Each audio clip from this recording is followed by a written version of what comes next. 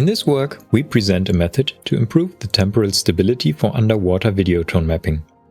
The goal of the tone mapping is to correct the blue-shifted colors of underwater videos and to remove haze. Methods from the literature often use estimated depth maps to determine the necessary color correction. However, these methods usually do not include temporal information in their estimation. In addition, effects such as motion blur can cause the depth estimate to be very unstable. For this reason, we propose an extension for such methods to combine depth information from consecutive frames. If we just naively average the individual depth maps, sharp edges would become blurred. Instead, we use optical flow between frames, so we can track the movement of individual image regions across multiple frames. To avoid having to calculate optical flow for every combination of frames, we add up the vectors of consecutive frames. We do this in both positive and negative time direction to minimize the resulting error.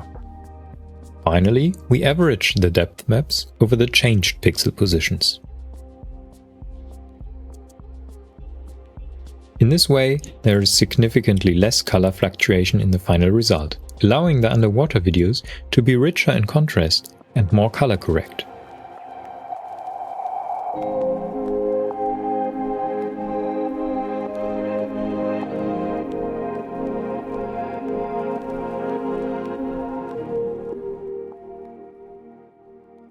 We examined our results using various metrics. In the following graph you can see the chromaticity, a measure of colorfulness of each frame. Overall, we found that our method improves the colorfulness and sharpness of the frames similarly to the methods we extended. But especially outliers are smoothed out by our method.